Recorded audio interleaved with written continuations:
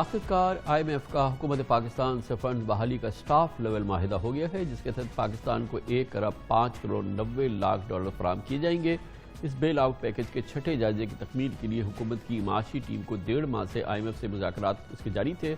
अब IMF ने पाकिस्तान के माशी इक़दामात और कानूनी इस्लाहात पर इत्मीनान का इजहार किया है और 8 माह से जाकर प्रोग्राम बहाल करने का ऐलान किया है, मगर इससे पहले IMF के बोर्ड की मीटिंग हो जहां पर इसकी हतमी मंजूरी की जाए।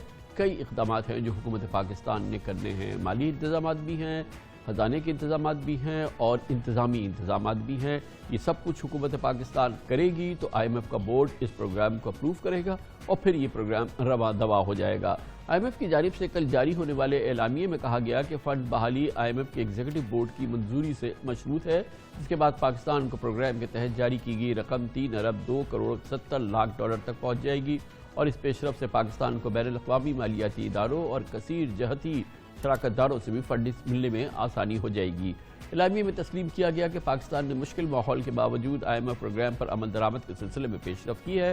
दिलचस्प बात यह है कि IMF की तसल्ली के लिए इस वक्त मुल्क में डॉलर का फ्री फ्लोट किया गया है, ये हमारा दावा है। रुपए की कदर में कमी हुई है और शरह सूद में इजाफा किया गया है। बिजली गैस के नर्ख बढ़ाए गए हैं। अब बजट खसारा घटाना होगा, जिसके लिए टैक्स बरात घटेंगी और शायद मिनी बजट जैसी कैफियत सामने आए, जिससे यकीन महंगाई बढ़ेगी। वज़ीर ख़ज़ाना शौकत तरीन ने इस पस मंज़र में आज शाम को एक प्रेस कॉन्फ्रेंस को बताया कि तरक्याती बजट में 200 अरब रुपए की कटौती की जाएगी, जबकि स्टेट बैंक की खुद मुख्तारी के लिए आइन साजी करनी पड़ेगी।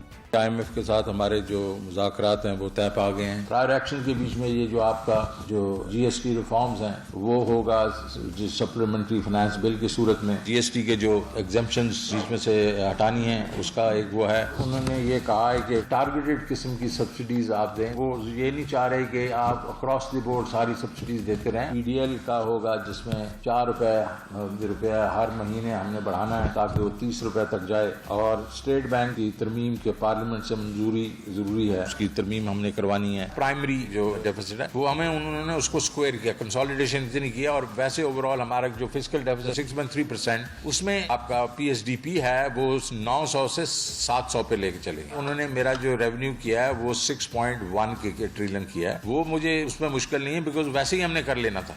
फिर कोविड के ऊपर जो ऑडिट है, ऑडिटर जनरल वाला, तो वो जो है वो रिपोर्ट पेश करनी है। यकीनन IMF से माहिदा मुल्की मईशत की ज़रूरत थी। अब मईशत का इलाज शुरू होगा क्योंकि बीमारी है और चंद माह में बेहतरी आ सकती है, लेकिन सवाल यह है कि इलेक्शन 2023 की तैयारी और IMF प्रोग्राम की शराइत एक साथ कैसे चलेंगी। 1.5 माह से IMF प्रोग्राम की बहाली में गैर यकीनी की वजह से पिछले हफ्ते इंटरबैंक में डॉलर 177 रुपये तक पहुँच गया था। आज भी इंटरबैंक में डॉलर 174 रुपये 77 पैसे में बंद हुआ और जो इस्तेहकाम हुआ वो IMF के प्रोग्राम की खबर की वजह से हुआ। स्टेट बैंक ने जुमे को शरह सूद 1.5% इजाफे के बाद 8.75% कर दी थी। आज सेकेंडरी मार्केट में काइबोर रेट भी 120 बेसिस पॉइंट इजाफे के साथ 10.03% हो गया। इस पस मंज़र में आज पाकिस्तान स्टॉक एक्सचेंज का इंडेक्स 1.5% गिर गया, 744 पॉइंट्स की कमी देखने में आई और जिससे मार्केट पे 1.6% कमी हो गई। पिछले 2 हफ्तों में उतार चढ़ाव के बावजूद स्टॉक मार्केट में 1550 पॉइंट्स के साथ तकरीबन 3.5% गिरावट आ चुकी है। इस पूरी सूरत हाल पर IMF प्रोग्राम शुरू हो रहा है, हुकूमत के इक़दामात। इक़्तिदाम हफ्ता जुमे को हमारे साथ गवर्नर स्टेट बैंक हमारे इस प्रोग्राम में मौजूद थे। अब हम हिस्ब इख्तिलाफ की राय हासिल करते हैं दूसरे इकानमिस्ट जो कि इन पूरे मामलात में बहुत उम्दा मालूमात रखते हैं, उनकी अपनी एक्सपर्टीज़, नॉलेज, एक्सपोजर है। हमें ज्वाइन करेंगे पाकिस्तान के साबिक़ वज़ीर ख़ज़ाना डॉक्टर मिफ्ता इस्माइल। बहुत बहुत शुक्रिया डॉक्टर मिफ्ता इस्माइल साहब। ये फरमाइएगा कि मजमूई तौर पे अभी हम शौकत तरीन साहब की बात सुन रहे थे, वो तफसील से बता रहे थे कि IMF ने हमें ये कहा है, हमें ये करना है, IMF ने हमें ये कहा है, हमें ये करना है, IMF ने हमें ये कहा है। जब भी हम IMF के प्रोग्राम में जाते हैं, आपकी हुकूमत के दौरान भी गए, अब भी गए, जो वो कहते हैं हमें मानना पड़ता है। आप थोड़ा सा निगोशिएट करते हैं, ऐसी बात नहीं है कि 100% बात मानते हैं। जितनी बातें मिसाल के तौर पे 2 साल पहले शायद हफीज़ शेख साहब और रज़ा बाकर साहब मान के आए थे, इतनी बातें शायद नहीं मानते। शौकत तरीन साहब भी अगर 1.5 महीने से ये निगोशिएट कर रहे हैं اور آپ کو پتہ ہے کہ جون سے یہ نیگوسیشن شروع ہوا ہے، تو 6 مہینے میں کچھ نہ کچھ تو بات کری ہوگی انہوں نے. اور جو شروع میں بات کر رہے تھے کہ 600 ارب روپے کے سیلز ٹیکس لگاؤ، تو میرے خیال سے یہ کم کروا دیا.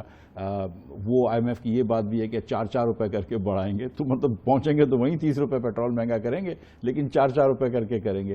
تو کچھ مطلب یہ کہ آئی تھنک کہ ڈپینڈ کرتا ہے کہ کتنی آپ کی انٹرنیشنلی بھی پوزیشن اچھی ہے، جیو پولیٹیکل پوزیشن بھی کتنی اچھی ہے، اور کتنی معاشی پالیسی بھی اچھی ہے کہ آپ کتنا عرصہ تک ڈیلے کر سکتے ہیں. اچھا یہ بتائیں کہ یہ تو اہداف ہوا، یہ ہمارے طے ہو گئی بات، اس کے بعد بورڈ ہو جائے گا، اگریمنٹ ہو جائے گا، لیکن جو طے ہوتا ہے وہ ہم ہمیشہ کرتے نہیں ہیں. جیسے کہ جب مسلم لیگ نون کی حکومت تھی، ڈار صاحب فائنانس منسٹر تھے، تو ہم ویورز آفٹر ویورز لیتے رہتے تھے. کوئی 11 15 16 ویورز ہم نے جو ہے اس دوران لیے. تو یہ طے ہو جائے لیکن اس کے باوجود ویورز ملتے رہتے ہیں. ہمارا پاکستان کا ریکارڈ تو بہت ہی برا ہے. 21 شاید پروگرام یا 19 پروگرام ہو چکے ہیں، اور ایک جو پروگرام تھا ہماری حکومت میں ڈار صاحب نے، وہ پہلی مرتبہ ہے کہ 12 سینٹ وہ کرے ہیں، اور ہم نے وہاں تک پہنچے اور مکمل کیا ہے، ورنہ تو کوئی پروگرام مکمل بھی نہیں ہوا ہے. اور یہ دیکھتے ہیں کہ یہ مکمل ہوتا ہے کہ نہیں ہوتا. ابھی اس کا 1.5 سال باقی ہے، تو 6ٹھی ٹرانچ ہے، 12 ٹرانچ تک لے کے جانا ہے. اس کی وجہ یہ ہوتی ہے کہ تھوڑی سی بھی اگر ہم گروتھ چاہتے ہیں تو ہمارا امپورٹ بہت بڑھ جاتا ہے. ابھی بھی آپ دیکھیں کہ تھوڑی سی امپورٹ ہوئی ہے، 4% تخمینہ ہے آئی ایم ایف کا کہ امپورٹ کی گروتھ ہوگی. امپورٹ $75 بلین پہ پہنچ گیا، تو وہ ایک دم آؤٹ آف کلٹر ہو جاتا ہے آپ کا بیلنس آف پیمنٹ، اور پھر ہم پھنس جاتے ہیں آئی ایم ایف کے ہاتھ. تو ہم بالکل، آئی ایم ایف بھی بڑا وہ کرتی ہے، ہم بالکل گروتھ افورڈ نہیں کر سکتے. تو اب ہم کریں کیا اس مشکل صورتحال میں؟ جیسے ہی ہم گروتھ کی طرف گئے، ہمارا جو ہے وہ کرنٹ اکاؤنٹ ڈیفیسٹ کہاں چلا گیا، امپورٹ ایکسپورٹس کے ہمارے فرق اتنے ہیں کہ ہم اس کو افورڈ نہیں کر سکتے. ہماری کرنسی پہ پریشر آیا، ایکسچینج ریٹ ہمارا آؤٹ ہو گیا، اور پھر ظاہر ہے کہ ایک انفلیشن کی فضا ہے، اور پھر وہ ایک سائیکل جو ہے اس وشس سائیکل کے اندر ہم پھنس گئے ہیں. کتنا ہم اس سے ریٹریو کر سکتے ہیں، اس کے لیے کیا کرنا چاہیے؟ سر دیکھیں، ہم اگر وہی غلطیاں پھر سے کریں گے تو وہی نتائج ہوتے ہیں. اور ایز پالیسی میکر، تو میں بھی ایک پالیسی میکر تھا، اور شاید تو میں اپنے آپ کو اس بری جمع نہیں کر رہا. گزارش یہ ہے کہ ہم دوسروں کا تجربہ دیکھیں کہ دوسرے ممالک نے، ایسٹ ایشیا کے ممالک نے 10% گروتھ کری ہے نا کرنٹ اکاؤنٹ ڈیفیسٹ کو کنٹرول کرتے ہوئے. ہم کیوں نہیں کر پاتے؟ ہمارے یہاں میرے یہ خیال سے ہوتا ہے کہ 1-2% جو اشرافیہ ہے، جس کی انکم 60-70% پاکستان کی آمدن ہوتی ہے، ان کو ہم مراد دیتے ہیں. ہمارے ذہن میں اور کوئی بات نہیں آتی کہ بھائی پہلے فیکٹری لگاؤ، کسی کو 200 کروڑ روپے کی آپ مراد دیں تاکہ وہ کسی کو 20,000 روپے کی نوکری دے. ہمارا سسٹم اس طرح چلتا ہے. تو جب آپ اس کو اتنی فیکٹری کی مراد دیتے ہیں اور وہ 200 کروڑ روپے کی فیکٹری لگاتا ہے اور اس کی آمدن بڑھ جاتی ہے، تو وہ پھر آئی فون خریدنا شروع کر دیتا ہے، مرسیڈیز گاڑیاں خریدنا شروع کر دیتا ہے، دیگر امپورٹ بڑھ جاتے ہیں. تو وہ جو اشرافیہ کو جب آپ امیر کرتے ہیں اور اس کے بعد آپ ٹرکل ڈاؤن کرتے ہیں، اس میں آپ پھنس جاتے ہیں. نیچے والوں کی باری نہیں آتی ہے. اگر ہم اس کی چینج کر دیں اور ہم نیچے والوں کو اگر پہلے ان کی انکم بڑھائیں، تو ان کے کنزمپشن باسکٹ میں امپورٹ کا بہت کم حصہ ہے. وہ اپنے بچے کا یونیفارم خرید لے گا، تھوڑا سا شاید دوائی زیادہ خرید لے گا، تھوڑا سا گوشت زیادہ استعمال کر لے گا.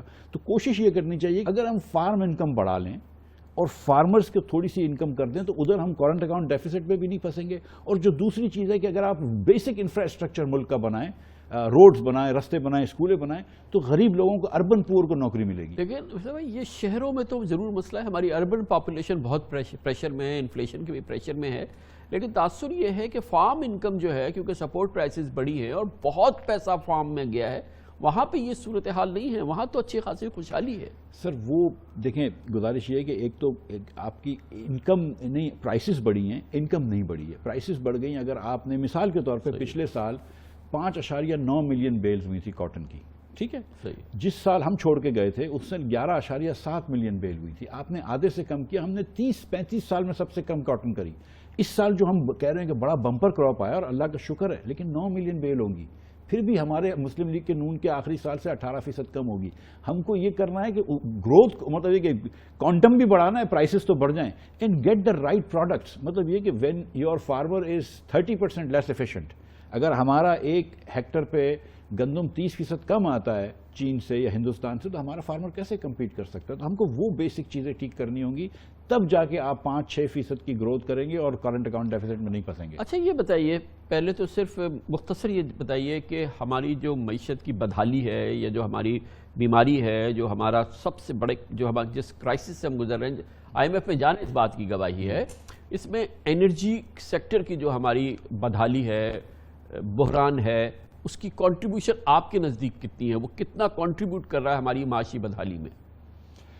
میں سمجھتا ہوں سر کہ جو جب 2012-13 میں جب بجلی کی لوڈ شیڈنگ تھی اور پنجاب میں اور دیگر کراچی کو چھوڑ کے دیگر پاکستان کے علاقوں میں گھنٹے پہ گھنٹہ لوڈ شیڈنگ تھی تو اس وقت 3% آف جی ڈی پی کی ہم سمجھتے تھے کہ لاس اپ ٹو 3% جو $9 بلین ہوتا ہے.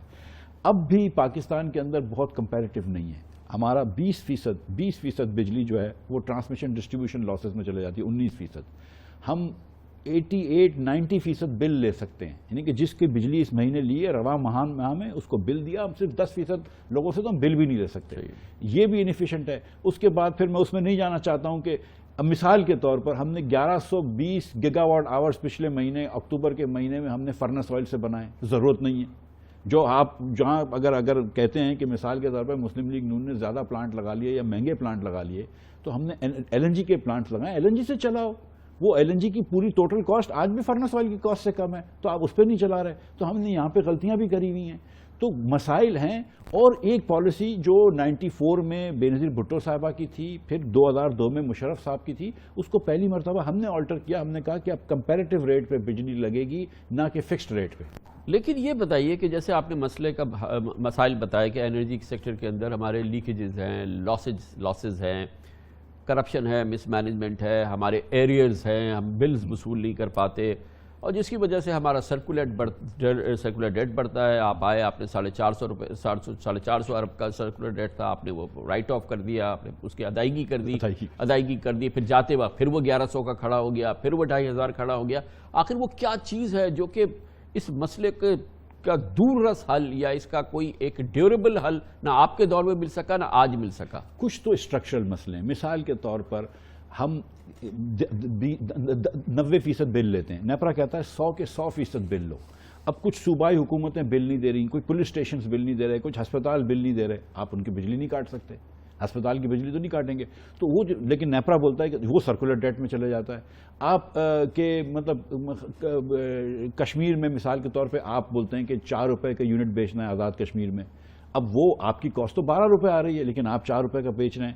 وہ منگلا کے سامنے کچھ اس کا کٹ ہوتی ہے, وہ نہیں ریکگنائز کرتا. کچھ سیل ٹیکس کے مسئلے ہیں جو ایف بی آر نہیں مانتا ہے, اس کو نیپرا نہیں مانتا. فاٹا سے بل نہیں لینا ہے. اچھا اس میں سر اس کے اندر یہ بھی ہوتا ہے کہ ہم یہ کرتے ہیں کہ ہر حکومت یہ کرتی ہے کہ سب سے جو ایفیشنٹ جو بجلی کا, جیسے اسلام آباد کا ہے تو اسلام آباد کے حساب سے ریٹ چلتا ہے. تو ہر ڈسکو جو ہے وہ ریٹ اسلام آباد کا دیتا ہے, لیکن سارے ڈسکوز انیفیشنٹ ہیں اسلام آباد سے. تو وہ جو ڈفرینس آتا ہے ٹیرف ڈفرینشیل سبسڈی جس کو بولتے ہیں, وہ حکومت اگر فنڈ نہیں کرتی تو وہ بڑھ جاتا ہے. پھر آپ غریب لوگوں کو 2 روپے میں بجلی دے رہے ہوتے ہیں, کسی کو 6 روپے میں دے رہے ہوتے ہیں. کبھی کبھی حکومت اس کو وقت پہ فنڈ نہیں کرتی تو وہ بڑھ جاتا ہے. تو بہت سارے مسائل ہیں.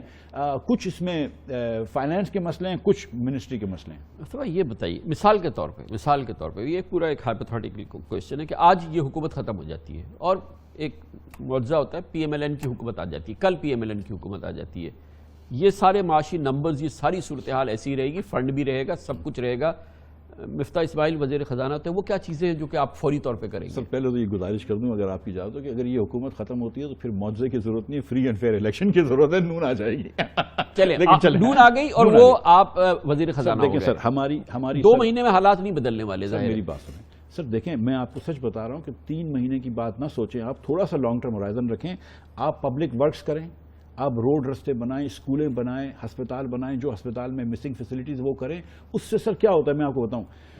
میں تو یہ ایمان سے میرا یہ بلیف ہے, اور آئی تھنک نواز شریف صاحب کا بھی یہ بلیف ہے کہ قومیں بنتی انفراسٹرکچر سے ہیں جب لوگوں کے گھر میں نوکریاں ہوتی ہیں. جب ڈاکٹر کو بھی نوکری ہوگی, نرس کو بھی نوکری ہوگی, میسن کو بھی نوکری ہوگی, تو پھر قومیں بنتی ہیں. آپ انفراسٹرکچر کا کام کریں تو اربن پور کو نوکری ملے گی, اور آپ فارم کی ایفیشنسی لے کر آئیں تو رورل پور امیر ہوگا. بس 2 چیزیں آپ نے کرنی ہیں. اس کے بعد سچی بات میں آپ کو بتاؤں کہ بجلی کے سیکٹر کے اندر ڈسکوز کو آپ فوراً سے پیشتر پرائیویٹائز کر دیں. اور اگر آپ کو یہ سمجھ رہے ہیں کہ کم پیسے آئیں گے تو بھائی کم پیسوں میں پرائیویٹائز کر دو. آپ نے دیکھے جو بینک پرائیویٹائز کرے تھے, آج آپ کتنے ٹیکسز لے رہے ہیں ان سے. آپ ڈسکوز کو پرائیویٹائز نہیں کریں گے, میں آپ کو یقین سے کہہ رہا ہوں کہ جب تک انسان کا خود کا پیسہ نہیں لگا ہوگا کوئی پروفیشنل. تو پھر خالی ڈسکوز کیوں پرائیویٹائز کرے, پورے پاکستان میں ایک پرائیویٹائزیشن. پہلے فل فور آپ نے ڈسکوز پرائیویٹائز کرنی ہے. آپ نے, میں تو اس بات کو بلیو کرتا ہوں کہ گیس کمپنیز بھی پرائیویٹائز کرنی ہے, آپ اگر وہ ایک ISGS کے پاس ٹرنک لائنیں رہن دیں لیکن سوئی سدرن گیس سوئی ناردرن گیس پرائیویٹائز کر دیں, آپ 5-6 ڈسکوز جتنے بھی ہیں آپ ڈسکوز پرائیویٹائز کر دیں, آپ انرجی کے اندر ایفیشنسیز لے آئیں گے. جینکوز یا تو بند کر دیں, جو فرنس آئل کی ہیں بند کر دیں, ان کو مشینوں کو خیرات میں دے دیں, اور جو جینکوز جو اگر گیس یا اس پہ اس کو بیچ دیں, قصہ ختم کریں. اس کے بعد ایک قسم کھا لیں کہ آئندہ اگر IPP لگے گا تو کمپٹیشن سے لگے گا, کہ 2 لوگ بٹ کریں گے یا 6 لوگ بٹ کریں گے, جو سستا ریٹ ہوگا وہ لگے گا. That's it. میں سمجھتا ہوں کہ نیب بند ہو جانی چاہیے, لیکن میں تو سچ مچ یہ سمجھتا ہوں کہ نیپرا اور اوگرا بھی بند ہو جانا چاہیے, پیمرا بھی بند ہو جانا چاہیے. یہ میڈیا والوں کو بولیں کہ آپس میں بیٹھ کے کوڈ آف کنڈکٹ بناؤ, ایک آفس ہو جائے نیپرا کی جگہ. یہ مشرف صاحب کے زمانے میں ویل میننگ ریفارمز تھے, but this is not suiting the genius of Pakistan. جب سے نیپرا آیا ہے آپ کا سرکولر ڈیٹ بڑھا ہے, جب سے اوگرا آیا ہے کوئی بہتری آئی ہے؟ نہیں آئی. تو پھر خرچہ ختم کریں, بند کریں ان چیزوں کو. بہت شکریہ ڈاکٹر مفتاح اسماعیل ہمارے ساتھ موجود تھے. آپ نے موقف سنا اور کیا مسئلے کا حل ہو سکتا ہے وہ آپ نے مفتاح اسماعیل صاحب کی رائے بھی سنی. اس کے ساتھ ہی ہمارے آج کے پروگرام کا اختتام ہوتا ہے. کل آپ سے پھر ملاقات ہوگی انشاءاللہ. ویسے تو یہ